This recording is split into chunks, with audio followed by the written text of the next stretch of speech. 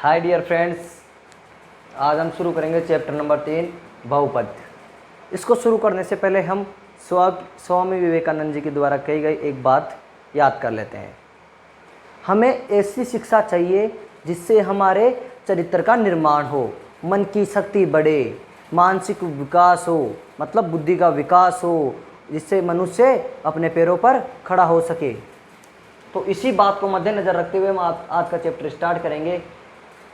हम इस चैप्टर को उस हिसाब से पढ़ेंगे जिससे हमारी बुद्धि का विकास हो, मन की शक्ति बढ़े, चरित्र का निर्माण हो और मनुष्य अपने पैरों पर खड़ा हो सके। मतलब आपको इसको ऐसा समझाया जाएगा, ऐसे पढ़ाया जाएगा जिससे आपकी बुद्धि पे भी जोर पड़े, जिससे बुद्धि का विकास हो, जिसको आप भविष्य में अपने जीवन में कुछ करने के लिए उपयोग ले सको। तो शुरू करते हैं आज का चैप्टर बहुपद। सबसे पहले हम ये जानेंगे कि बहुपद हमारे काम क्या आता है, हम बहुपद पढ़ते क्यों हैं, हमें क्या ज़रूरत पड़ गई बहुपद पढ़ने की। तो देखिए, बहुपद दवाइयाँ बनाने, ये पुलों का निर्माण करने, इमारतें बनाने, मतलब बहुत सी जगह काम आता है हमारे दैनिक जीवन में।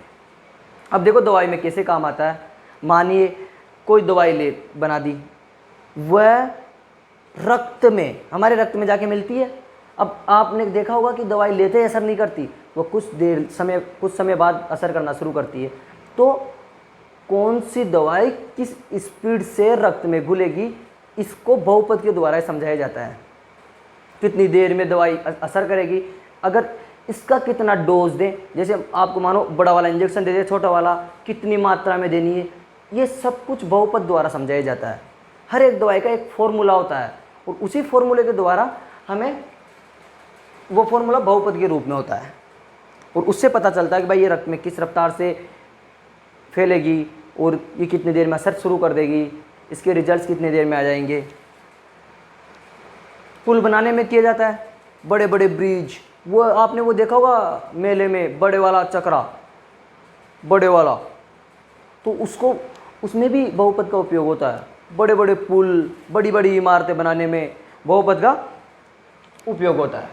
अब देखिए, सबसे पहली बार इस बात को पढ़ लो, एक बार दिमाग में घुसा लो, बिल्कुल ये स्वामी विवेकानंद जी कही गई इतनी महत्वपूर्ण बात है जिससे हमें शिक्षा का वास्तविक अर्थ पता चलता है।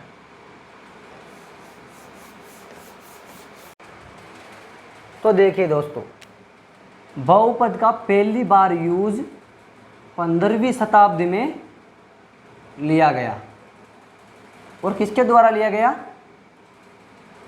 रॉबर्ट रिकॉर्डे। 15वीं शताब्दी में बहुपद का पहली बार उपयोग किया गया रॉबर्ट रिकॉर्डे द्वारा। अब देखिए, पहले क्या होता था, जैसे कोई वैल्यू आ गई 2x + 4, तो इसकी वैल्यू नहीं निकाल सकते थे। क्यों?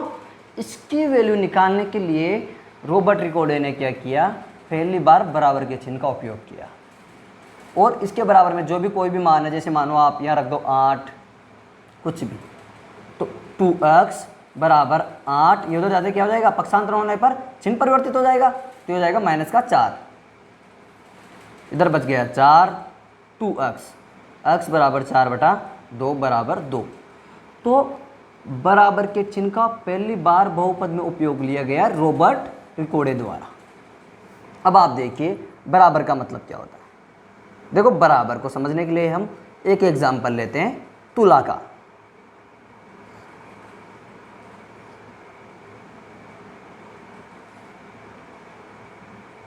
मानो ये कोई तराजू है, इधर 5 kg कुछ रखा हुआ है, इधर 3 kg रखा हुआ है जी। मैं ये चाहता हूँ कि ये वाली डंडी है ना, ये बराबर हो जाए, सीधी सट हो जाए 180 डिग्री के एंगल पर। तो इस वाली लाइन को बराबर करने के लिए मुझे इधर 2 kg और रखना पड़ेगा। हाँ जी, तो इधर भी 5 kg हो जाएगा और इधर भी 5 kg। तो बराबर के लिए जितना माल इधर उतना माल इधर, बराबर के इधर भी उतना ही माल, बराबर के उधर भी उतना ही माल। अब देखिए जो ही मैं अक्स की जगह 2 रखूंगा, रख के देखिए 2 गुणा 2 क्या रखूंगा यहाँ प्लस 4 बराबर 8, ये कितने हो गए 4 + 4 बराबर 8, 8 बराबर 8। हो ये कमाल हो गया। तो x क्या वैल्यू है जिससे कि ये इधर के बराबर इधर हो जाए। तो बराबर का मतलब आपको स्पष्ट समझ में आ गया होगा, जितना माल इधर जितना उतना ही माल उधर, तो बराबर के इधर भी इतना ही माल उधर भी उतना ही माल। ये बात आपको पहले से पता होगी, लेकिन थोड़ी समझने की दृष्टि से बुद्धि के विकास के रूप में कुछ इस अंदाज में समझाया गया आपको। तराजू के उपयोग से आप इस बात को कभी भी नहीं भूल पाओगे। मैं बहुपद में काम आने वाली कुछ बातें बता देता हूँ आपको, चर व अचर के बारे में जानकारी दे देता हूँ। देखो चर क्या होते हैं, जो ये ABCD के अक्षर होते हैं ना, उनके द्वारा चरों को निरूपित किया जाता है, वरना आप किसी भी चिन्ह द्वारा निरूपित कर सकते हो, लेकिन अपने जनरली x, a, y इनमें ही दर्शाया गया है। अब चर का वास्तविक तो अर्थ ये होता है जिन व्यंजकों का मान या जिनका मान नियत नहीं होता। देखो मैं बोल दूं भाई कोई लड़का है या कोई लड़की है, उसका नाम है ए नाम की कोई लड़की है या लड़का है, इसकी उम्र है x वर्ष, कितनी x वर्ष। तो इसका मान ये तोड़ना हुआ, वो 1 साल की भी हो सकती है, 2 साल की भी हो सकती है, 3 साल की भी हो सकती है, 4 साल की भी हो सकती है, 5 साल की भी हो सकती है, 10 साल, 15 साल, 100 साल, 80 साल, जो भी हो। अचर, देखो आप अचर को समझिए, 0, 1, 2, -2, -7/2, 3/2, ये सब क्या है चर है, अचर है, जिनका मान नियत हो। अब देखिए मैं बोल दूं कोई लड़का या लड़की है ए, यहां अलग से लिख देता हूं बॉय एंड गर्ल, ए है, इसकी उम्र है 16 साल, तो ये नियत हो गई ना, चेंज नहीं हो सकती, ये फिक्स है भाई 16 साल का ही है, या कुछ भी हो सकती है। तो जहां नियत नहीं हो वो होते हैं चर, जो नियत हो वो होते हैं अचर। गणित के सभी अंक अचर में आते हैं, ABCD अक्षरों द्वारा हमारे अचरों को व्यक्त किया जाता है। चर अचर में मेरे हिसाब से किसी को कोई प्रॉब्लम नहीं होगी, एक बार देख लीजिए अगर किसी को कोई प्रॉब्लम हो तो। इसके बाद में हम बहुपद के बारे में ही जानेंगे। देखिए दोस्तों, बहुपद क्या होता है, चर अचर, चर के गुणांक तथा ऋणेतर व्यंजकों के जोड़ घटाव व गुणा की क्रिया वाले बीजगणितीय व्यंजक को बहुपद कहा जाता है। देखो इतना मत समझो, मैं एक एग्जांपल देता हूं जिससे बिल्कुल आसानी से समझ में आ जाएगा। 2x² + 3x - 2, ये कोई व्यंजक लिखा हुआ है, बीजगणितीय व्यंजक, बीजगणितीय व्यंजक लिखा हुआ है जी।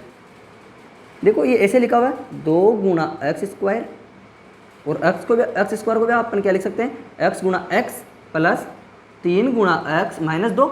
तो देखो इसमें कौन कौन से चिन्ह यूज हो रहे हैं, गुणा प्लस माइनस, तो ये क्या हुआ एक बहुपद में। इसमें कुछ और भी लिखा हुआ है, चर अचर, चर के गुणांक तथा ऋणेतर। ऋणेतर का मतलब क्या होता है, इसका मतलब होता है ऋणात्मक के अलावा या ऋणात्मक को छोड़कर। अब देखिए इसका मतलब ये हुआ, ये क्या है, एक बहुपद है। 2x² + 3x⁻⁻1 या कुछ ऐसा लिखा हुआ है, -5 या +5। जब भी किसी भी पद में चर की घात, ये सब अपने आप में एक पद है, चर की घात माइनस में आ जाए तो वह बहुपद नहीं होता। फिर दोबारा बोल रहा हूं, ऋणेतर, बहुपद में ऋणात्मक घात नहीं होनी चाहिए। जो ही घात ऋणात्मक आई मामला गड़बड़, वही बहुपद नहीं होगा। एक और देखिए, एक्स स्क्वायर प्लस 2√x, ये कुछ लिखा हुआ है ऐसा। तो देखो इसको मैं एक रूप में और लिख देता हूँ, इसको या लगा के इधर नीचे लिख देता हूँ। ये अपने आप में एक एग्जाम्पल हो गया। इनको नाम दे दो आप 1 2 3। ये हुआ x² प्लस 2। रूट का मतलब क्या होता है भाई? अगर कोई संख्या के ऊपर रूट लगा हुआ है इसका मतलब होता है उसकी पावर 1/2। रूट का मतलब क्या होता है जी? 1/2। तो x की पावर 1/2।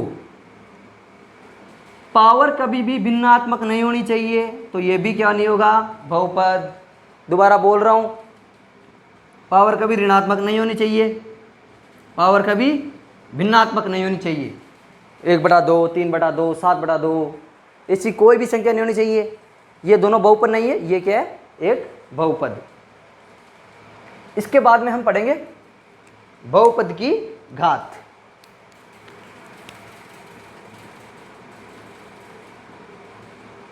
बहुपद की घात।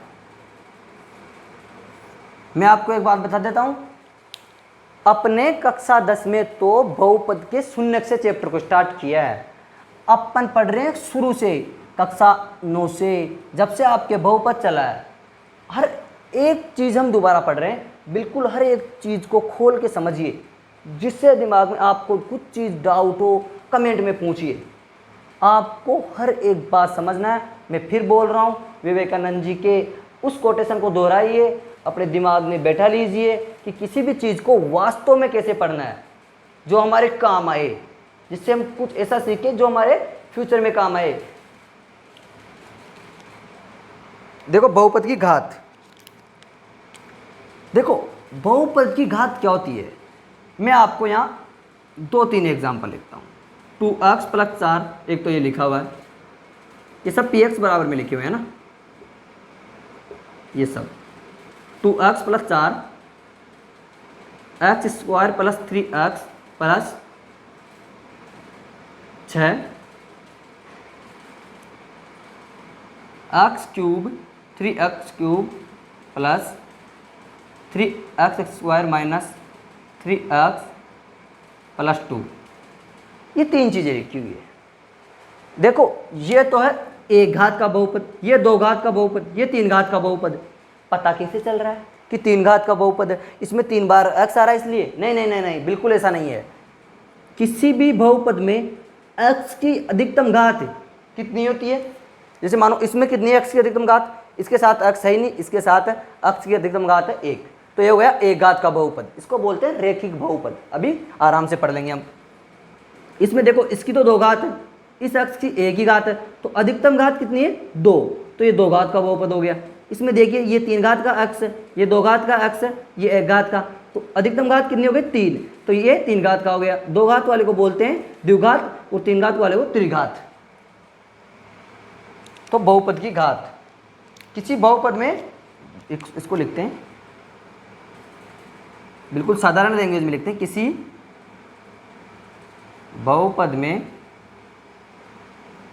चर की, देखो किसी बहुपद में जो चर उपस्थित हो ना, बहुपद में चर की अधिकतम घात, चर की अधिकतम घात ही, देखो ये चर की अधिकतम घात ही है ना। इनमें देखो ये 1 है, ये 2 भी है, लेकिन 3, अपन किस पे ध्यान दें? 3 पे। अधिकतम घात ही बहुपद की घात कहलाती है। देखो किसी बहुपद में चर की अधिकतम घात ही बहुपद की घात कहलाती है, कहलाती है। तो बहुपद की घात पहचानने में कोई दिक्कत नहीं होगी। आप क्या कीजिए, इनके आगे एग्जाम्पल लगा लीजिए, इसको हटाओ और इसके नीचे लिख लेना। इसके लिए मैं लिख देता हूँ एक घात, चलो इनको मैं थोड़ा अभी सफाई से ऊपर ही करवा दूंगा, आप तो ये उतार लीजिए यहाँ तक, अभी उसको मैं ऊपर सफाई से करवा दूंगा। समझ में तो आ गया, मैं उतार देता हूँ सीधा। तो दोस्तों इनको आप नोट कर लीजिए एग्जाम्पल्स को तो, और इनके बारे में पहले उनको आप बाद में रुक के नोट कर लेना, पहले इनके बारे में बताइए मुझे, ये कितनी घात का बहुपद है? सोचिए, ये कितनी घात का बहुपद है? ये 3x plus x square plus 2। देखो यहाँ x है, इसके घात कितनी है? 1।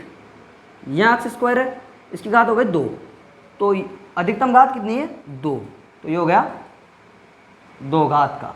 मतलब कौन सा बहुपद हुआ? द्विघातीय बहुपद। ये हुआ 1 घात का। हमें नाम ये याद करना है, पहले बता देता हूँ, और हम जो पढ़ेंगे वो ये होगा, और नाम तीनों याद करने हैं। हमारे चैप्टर में द्विघातीय बहुपद सबसे ज़्यादा काम आएगा। ये हो गया।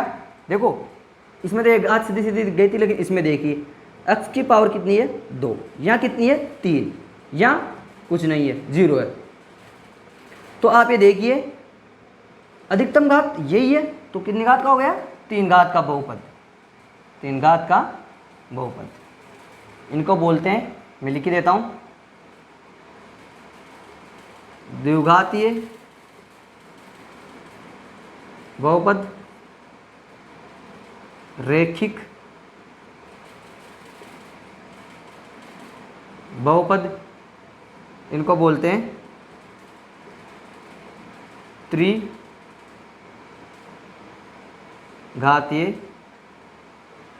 बहुपद। रैखिक को बोलते हैं लीनियर पोलिनोमियल। द्विघातीय बहुपद को बोलते हैं क्वाड्रेटिक पोलिनोमियल। त्रिघात को बोलते हैं क्यूबिक पोलिनोमियल। दोबारा बोल रहा हूँ, रैखिक को बोलते हैं लीनियर, द्विघातीय को बोलते हैं क्वाड्रेटिक, और त्रिघातीय को बोलते हैं क्यूबिक। तो आप इनको नोट कर लीजिए। और अब आपको बिल्कुल पावर देखना आ गया होगा। अपन एक और छोटी सी चीज़ पढ़ेंगे, फिर हमारी कक्षा 10 शुरू हो जाएगी, ऐसे समझिएगा। तो मैं हटा दूँ इसको।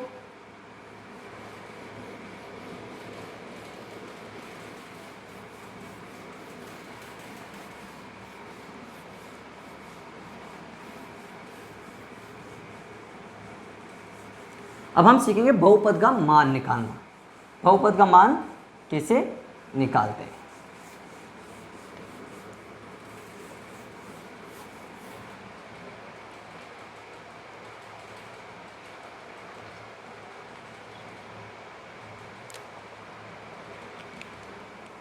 मार कर दो जी।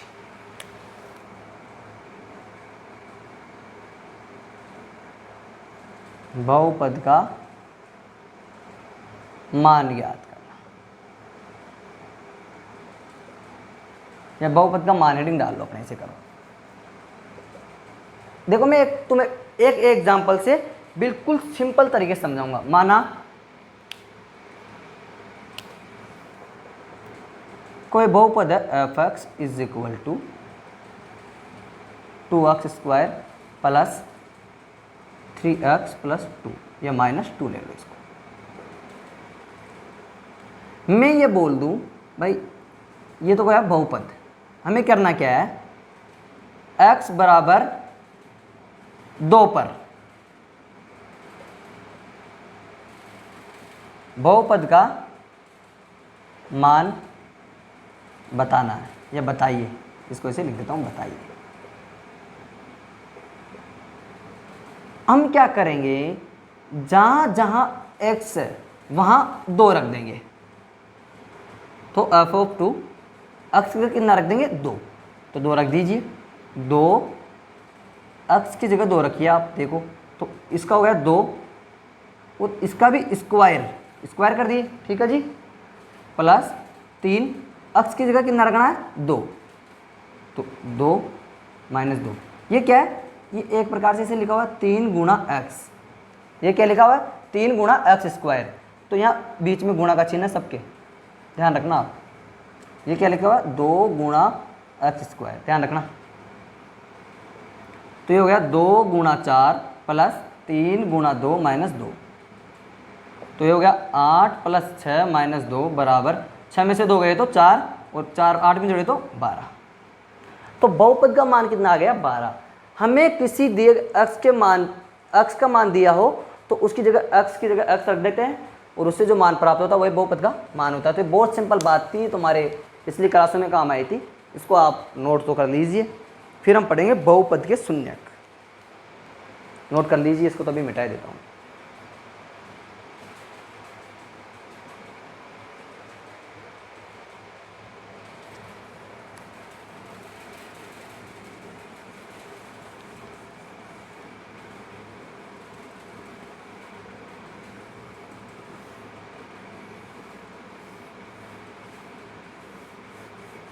ठीक है जी, अब पढ़ेंगे हम बहुपद के शून्यक।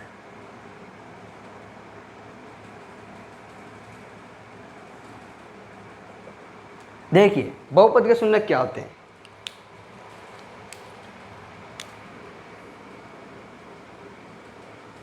बहुपद में उपस्थित चर का वह मान, देखो बहुपद में उपस्थित चर का वह मान जिसके लिए बहुपद का मान शून्य हो। बहुपद में उपस्थित चर का वह मान जिसके लिए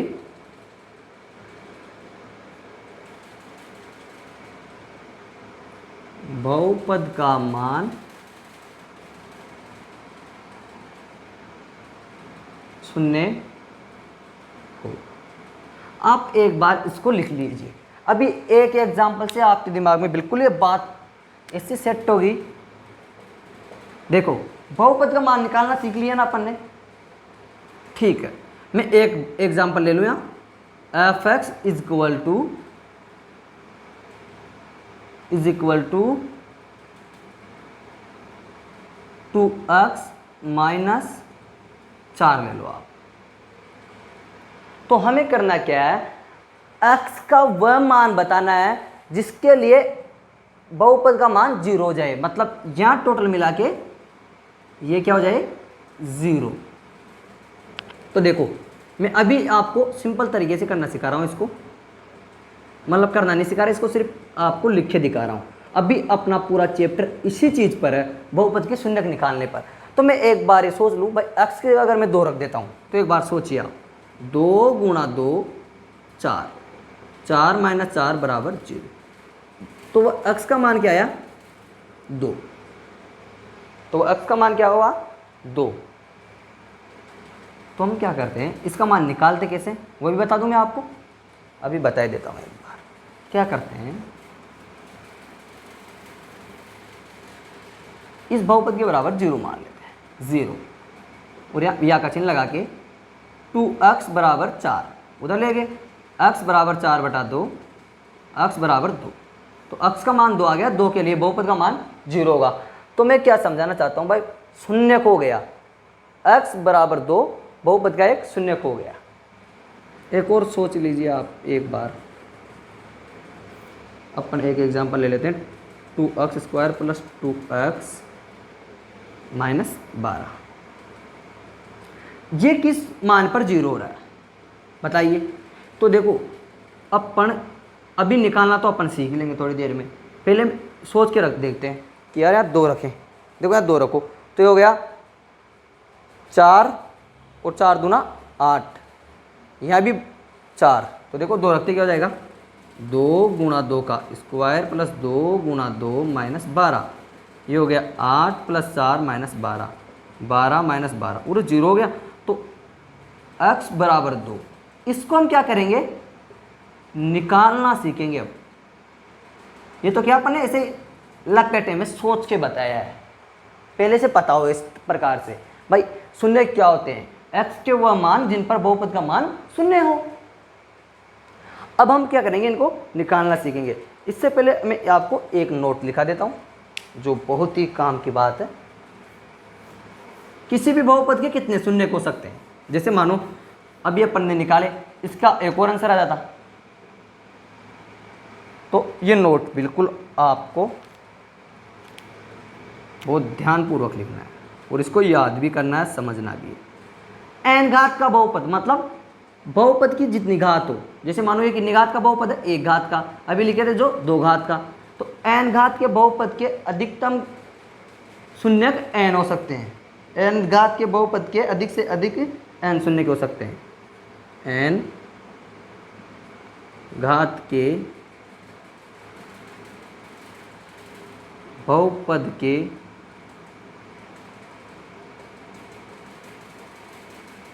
अधिक से अधिक एन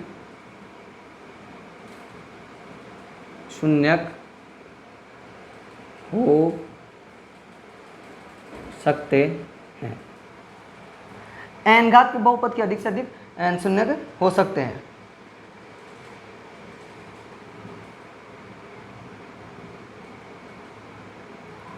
तो आपको समझ में आ गया कि भाई अगर एक घात का बहुपद है तो उसका शून्यक एक या एक से कम होगा। दो घात का बहुपद है तो उसके शून्यक दो या दो से कम होंगे। तीन घात का बहुपद है तो तीन से कम या तीन के बराबर होंगे। तो आप इस नोट को लिख लीजिए, फिर हम शुरू करेंगे हमारा टॉपिक।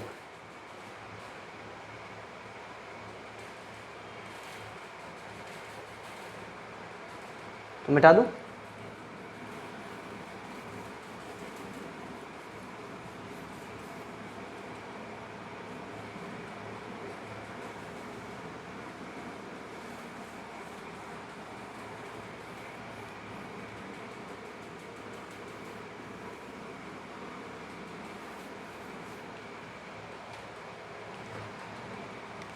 अब बिल्कुल आप नंबरों के लिए तैयार हो जाइए। नंबरों में पूरा योगदान होगा जो भी पढ़ेंगे कक्षा 10 के हिसाब से पढ़ेंगे। अब तक था जो हमारे ज्ञान के हिसाब से था, ज्ञान का बढ़ावा करने के लिए। द्विघातीय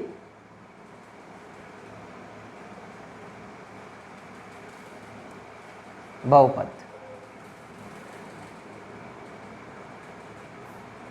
क्वाड्रेटिक पॉलिनोमियल्स, द्विघातीय बहुपद। मैं सबसे पहले द्विघातीय बहुपद के बारे में आपको पूछना चाहूंगा। द्विघातीय बहुपद कौन से होते हैं? वे बहुपद जिनकी अधिकतम घात 2 हो। कौन से बहुपद? वे बहुपद जिनकी अधिकतम घात 2 हो, द्विघातीय बहुपद कहलाते हैं। अब द्विघातीय बहुपद हो गया, इनका व्यापक रूप क्या होता है? व्यापक रूप, द्विघातीय बहुपद का व्यापक रूप f ऑफ x, ये f है, ये छोटे ब्रैकेट में x है, ax square plus bx plus c। देखो x की अधिकतम घात कितनी है आप बताइए मुझे एक बार देख के। यहाँ कितनी है? 1। यहाँ कितनी है? 2। तो x की अधिकतम घात कितनी हो गई? 2। और जहां a is equal to not 0, मतलब b व c का मान 0 हो सकता है, कोई दिक्कत नहीं, लेकिन a का मान 0 नहीं होना चाहिए। अब a का मान 0 हो जाने से क्या फर्क पड़ जाता है ये भी देख लेते हैं एक बार। देखो एक की जगह 0 रखो, 0 गुणा x square plus b x plus c. 0 गुणा एक्स स्क्वायर क्या हुआ? 0 plus b x plus c. अब आप इसको मैं यहाँ अलग से लिख देता हूँ, बी एक्स प्लस सी। इसको आप ढंग से देखिए, x की अधिकतम पावर कितनी है? 1। तो ये कौन सा बहुपद हुआ? रेखिक बहुपद। तो अगर हम a की जगह 0 रख देते हैं तो वह रेखिक बहुपद हो जाता है, इसलिए हमेशा a की जगह 0 नहीं रख सकते। वहाँ is equal to not, a बराबर नहीं है 0 के। तो ये क्या हो गया? व्यापक रूप। अब जो हमारी किताब में पहला क्वेश्चन है, बहुपद के शून्य ज्ञात करना, तो इसको आप इतना लिख लो। और यहाँ ABC क्या है? कोई अचर पद है, ABC अचर, कांस्टेंट है कुछ भी। तो आप ये व्यापक रूप लिख लीजिए। फिर अपन पढ़ेंगे बहुपद के शून्य ज्ञात करना, अपन इनको तोड़ना सीखेंगे अभी। तो आप इसको लिख लो,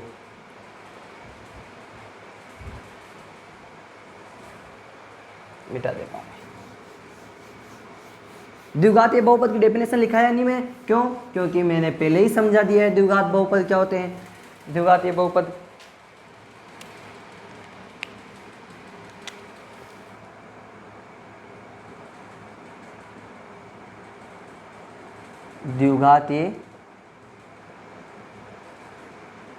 बहुपद के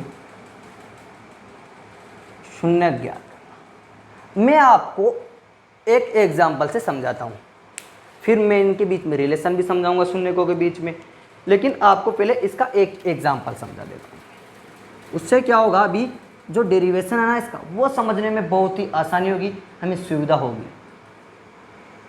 एक एग्जाम्पल ले लो आप, F of X is equal to या पी एक्स, जो भी आप लेना चाहो, 3x -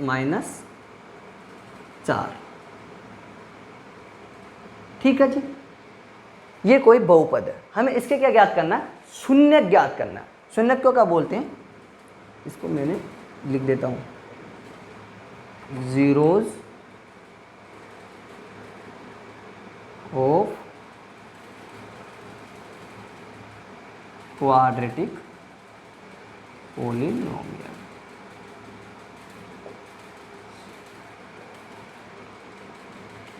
देखो F of X equal to कोई हमें बहुपद दे रखा है, बहुपद की घात चेक कर लेते हैं जी हम।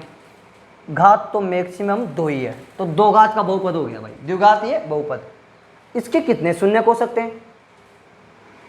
n घात के बहुपद के अधिकतम n शून्य हो सकते हैं, मतलब इसके ज़्यादा से ज़्यादा 2 शून्य होंगे, कम से कम 1 या 0। तो 1 तो होगा ही, देखते हैं, 2 तो ज़्यादा से ज़्यादा होंगे। अब शून्य करने में हमें ध्यान क्या रखना होता है? यहाँ देखो a लिखा हुआ है ना कुछ, a क्या है? 1, जो हमें दिख नहीं रहा है। ये क्या है? c।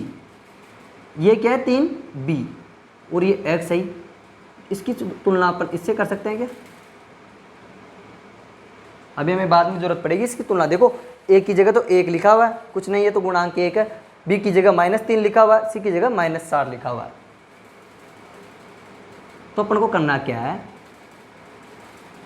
इन दोनों को गुणा करना है। गुणा कीजिए, कितना आया? -4x²। x को अपन चाहो तो थोड़ी देर भूल जाओ, वरना लिख ही लो। और इस संख्या को इस प्रकार तोड़ना है, इस संख्या को इस प्रकार तोड़ना है, इसमें कुछ बदलाव भी नहीं हो, और प्लस या माइनस के रूप में तोड़ना है। मैं समझाता हूँ कैसे। देखो मैं क्या करता हूँ, x² को तो x² रहने देता हूँ, इसको मैं लिखता हूँ, इसको ऐसे 2 भागों में तोड़ो कि गुणा करने पर तो ये आए और जोड़ने घटाने पर ये आए। फॉर एग्जाम्पल यहाँ लिख दो +x - 4x = 4। अब देखिए इन दोनों को गुणा करो, x गुणा -4x या -4x, सीधे लिख लो। तो ये क्या हुए? -4x²। -4x² हो गए, गुणा करने पर क्या आया? जो इन दोनों को गुणा करने पे आता है। जोड़ने घटाने पर क्या आया? बीच वाली संख्या। तो अपन को बीच वाली संख्या को इस रूप में तोड़ना है कि गुणा करने पर तो इन दोनों को गुणा करने पे आए जो आए, और जोड़ने घटाने पर खुद बीच वाली संख्या आ जाए।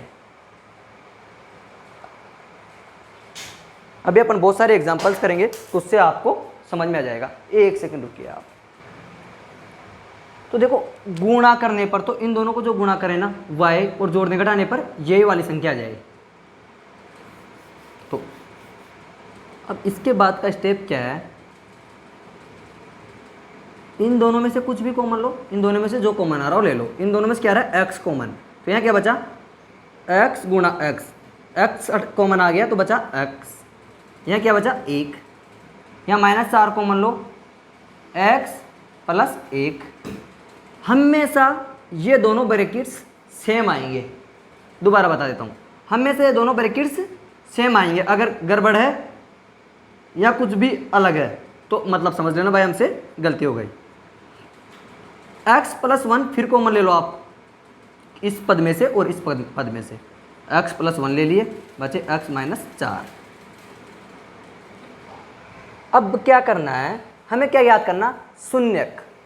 ये बोल रहा है भाई इसको किसके बराबर रखे, x की जगह ऐसा क्या रखें कि इसका मान शून्य प्राप्त हो हमें। तो देखो क्या करेंगे, यहाँ से हम x प्लस 1 बराबर 0 और x माइनस 4 बराबर 0 रख देंगे। ये 0 क्यों रख रहे हैं ये भी मैं अभी समझा दूंगा। पहले अपन यहाँ से मान निकाल लेते हैं, x बराबर -1 और यहाँ है x बराबर 4।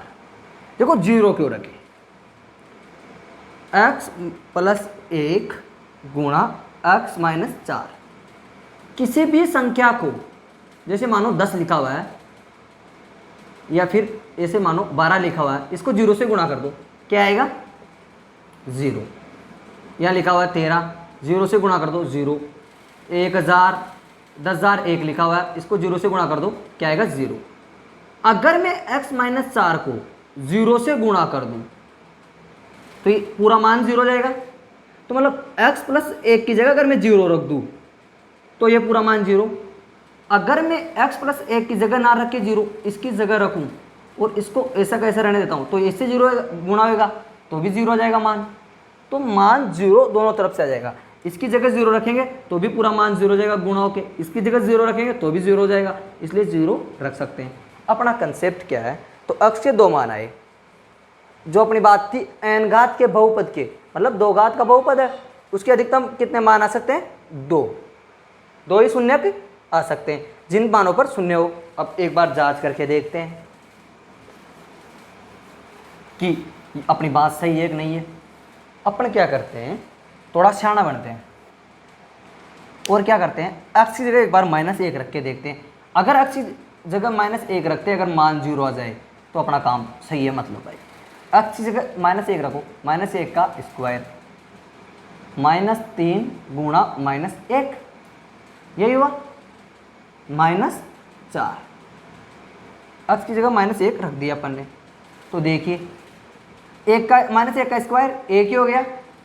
स्क्वायर में तो कोई भी संख्या प्लस की निकलती है बाहर।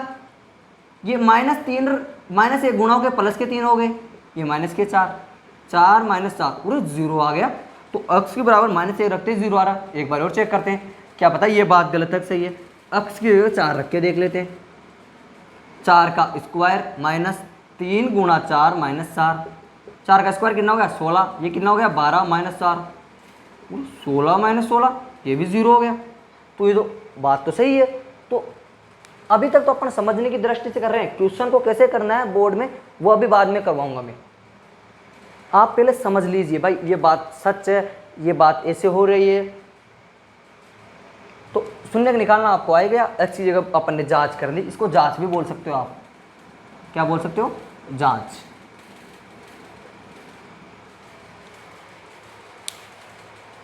तो शून्य ज्ञात करना मेरे हिसाब से आपको आ गया। देखो करना क्या क्या है, दोबारा एक बार और बता देता हूँ।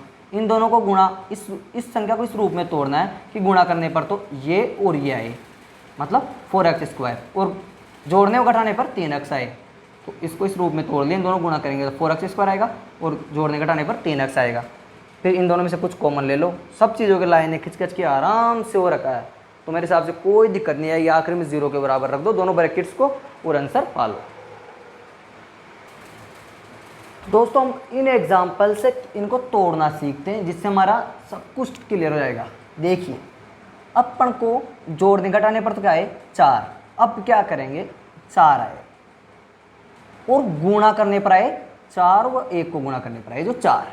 तो 4 को ऐसे किस किस रूप में तोड़े कि गुणा करने पर भी 4 आए, जोड़ने घटाने पर भी 4 आए। तो देखिए 4x² मैं क्या करता हूँ, इसको -2x और -2x में तोड़ लेता हूँ। इससे क्या होगा, देखो इन दोनों को जोड़ो, -2x और -2x, ये तो क्या हो जाएंगे 4x, वो भी माइनस के।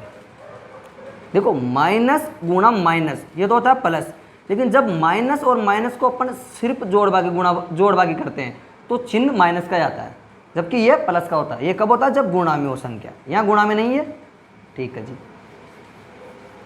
तो और गुणा करने पर क्या है 2x गुणा 2x, तो देखो गुणा करने पे क्या जाएगा, माइनस और माइनस तो क्या हो जाएगा प्लस 4x², दो दो से गुणा हो जाएगा x²। तो क्या हुआ, इन दोनों में से क्या करेंगे अब कॉमन लेंगे, इन दोनों में से क्या कॉमन आ रहा 2x, यहाँ क्या बचा 2x माइनस 1, यहाँ से क्या आ रहा है 1 कॉमन आ रहा है 2x माइनस 1, फिर x 2x माइनस 1 कॉमन ले लो। देखो दोनों ब्रैकेट सेम आना, यहाँ इन दोनों ब्रैकेट्स का सेम होना जरूरी है। 2x माइनस 1 कॉमन ले लो और 2x माइनस 1 और आ गया। अब क्या करना है, इन दोनों को 0 के बराबर रखना है जब ब्रैकेट बन जाए। 2x बराबर 0, 2x माइनस 1 बराबर 0। तो देखो x बराबर ये 1 उधर जाएगा, प्लस का 1 हो जाएगा, 2 का भाग लग जाएगा 1/2, और यहाँ से भी x का मान 1/2। तो देखो अपना वो स्टेटमेंट था, शून्य कितने हो सकते हैं, अधिकतम जितनी घात हो उससे कम या उसके बराबर। देखो दोनों शून्यकों का मान समान ही है, मतलब एक ही मान आया, तो 1/2 रखोगे आप x की जगह तो पूरे समीकरण का मान या इस बहुपद का मान 0 हो जाएगा। इसको तोड़ते हैं, देखिए तोड़िए, गुणा करने पड़ता है 12। अपन तो अब क्या करते हैं x वक्स का मामला हटा देते हैं, x का मामला ही बिल्कुल गायब कर देते हैं। क्यों, अब तक मैं x का इसलिए कर रखा था ताकि एक जो कंसेप्ट है वो तो यही है, लेकिन इसकी कोई खास ज़रूरत नहीं है। 3 व 4 को गुणा करने पर कितने आ रहे हैं -12, तो गुणा करने पर आए -12 और जोड़ने घटाने पर आए, ये तो आए गुणा करने पर, और जोड़ने घटाने पर आए -1। तो मैं क्या करता हूँ, इसको इस रूप में तोड़ लेता हूँ, 3x² -4x प्लस के 3x माइनस 4। क्या किया मैंने कर लिया, देखो इन दोनों को जोड़ो घटाओ, तो 4 में से 3 गए तो माइनस का 1 ही बचेगा, क्योंकि 4 बड़े हैं माइनस के, और गुणा करो 4 × 3 = 12, तो 12x² करके देख लो अपन। तो इनको गुणा करोगे तो 12 आ जाएंगे, और जोड़ो घटाओगे तो -1 आ जाएगा। तो इन दोनों में से क्या करेंगे, अब जो कॉमन आ रहा है कॉमन ले लो। अपन क्या करते हैं, इसको थोड़ा आसान बनाने के लिए देखो मैं एक चीज़ बोल रहा हूँ, 2 + 3 - 4 लिखा हुआ है, इसको अपन ऐसे लिख सकते हैं 2 - 4 + 3, कोई फर्क नहीं पड़ता, उधर लिखो चाहे इधर लिखो। तो क्या होता है, मैं 3x² + 3x - 4x - 4 इसको ऐसे लिख दिया। इन दोनों में से क्या आ गया, 3x कॉमन आ गया, 3x यहाँ बचा, x बच गया, यहाँ +1, यहाँ 4 कॉमन आ गया, x + 1 -4 कॉमन आ गया। बात बच्चे को इधर कर देता हूँ, देखिए फिर क्या आ जाएंगे, x + 1 कॉमन ले लो और इधर बचेंगे 3x - 4, x + 1 = 0, 3x - 4 = 0, तो x बराबर -1 और 3x बराबर 4, और यहाँ से आ गया x बराबर 4/3। तो x के 2 मान आ गए। इसको तोड़ के देखिए आप, 6x² - x - 2, तो इसको तोड़िए आप, गुणा करने पड़ता है -12 और जोड़ने घटाने पर आए -1। तो कैसे तोड़ेंगे बताइए, वो गुणा करने पे आए -12, जोड़ने घटाने पर आए, वो ये तो ऐसा ही हो गया कुछ, 6x² माइनस, यहाँ प्लस के लिख देता हूँ सीधा ही, 3x - 4x - 2। देखते हैं 4 व 3 को गुणा करेंगे, 4 माइनस के हैं 3 प्लस के, तो -12 आ गए, सही है जी। जोड़ कर रहे -4 + 3 पूरे -1, मामला सही है, संतुष्ट कर रहा है इसको। तो देख लेते हैं, 3x कॉमन ले लिया, यहाँ क्या बचा 2x, यहाँ बचा 2x, यहाँ बचा 1, यहाँ ले लो आप -2 कॉमन, 2x + 1। देखो दोनों ब्रैकेट से हमारे मामला सही है, 2x + 1 को फिर कॉमन ले लिया, 3x - 2, इन दोनों ब्रैकेट्स को 0 के बराबर रख दो।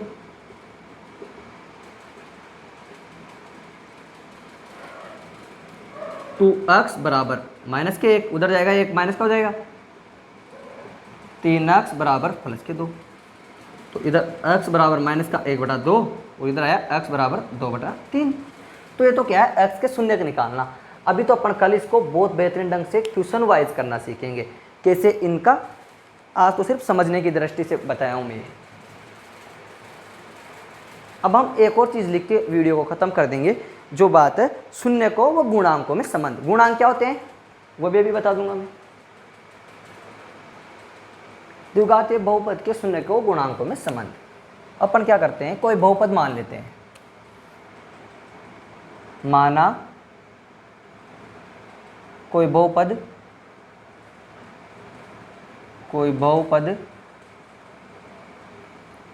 f(x) is equal to ax² plus bx plus c है।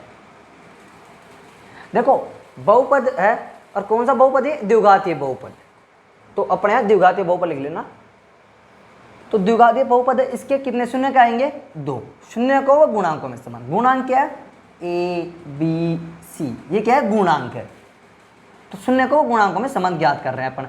बहुपद हो गया ax² plus bx plus c, इसके 2 मान निकल के आएंगे शून्य को में। जैसे मानो भी आए थे x बराबर 1/2 आ गया, कुछ तो 1 आ गया, x बराबर -2। अपन क्या करते हैं, इन दोनों मानों को कुछ ना कुछ 2 अलग मान होंगे, एक को मान लेते हैं अल्फा, एक को मान लेते हैं बीटा। तो इन शून्य को वो गुणांकों में क्या संबंध है, इसको मैं सीधा लिख देता हूँ। इसका एक डेरिवेशन भी है बहुत सिंपल सा। वह अपन ने जो अभी शून्य को तोड़ना सीखा ना, उसी चीज़ पर आधारित है, लेकिन फिलहाल मैं सीधा लिख देता हूँ। शून्य को बहुपद है तथा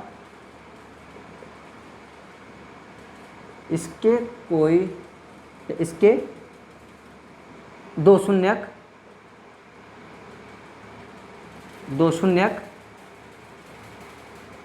अल्फा व बीटा है, अल्फा व बीटा है। तब अल्फा प्लस बीटा बराबर -b/a और अल्फा गुणा बीटा बराबर होता है c/a। शून्यकों का योग, तो अपन इसके लिए एडिंग लिख देता हूं मैं ऊपर। तब शून्यकों का योग अल्फा प्लस बीटा बराबर होता है -b/a। शून्यकों का गुणनफल अल्फा बीटा बराबर होता है c/a।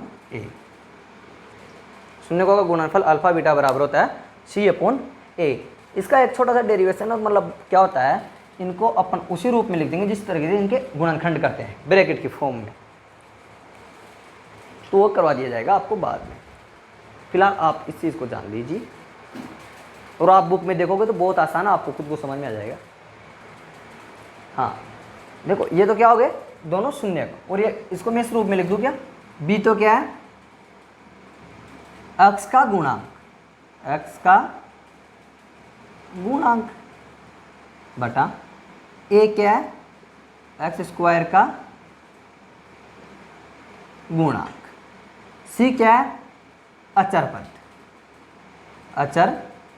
पद, a क्या है, x² का गुणांक। तो इसको इस रूप में भी लिख सकते हैं, वैसे बात वही है। तो अगले वीडियो में हम क्वेश्चन करेंगे 3.1 की। सभी बेसिक बातें आपको इसी लेक्चर में बता दी गई है। तो अगले वीडियो में हम शुरू करेंगे 3.1। धन्यवाद।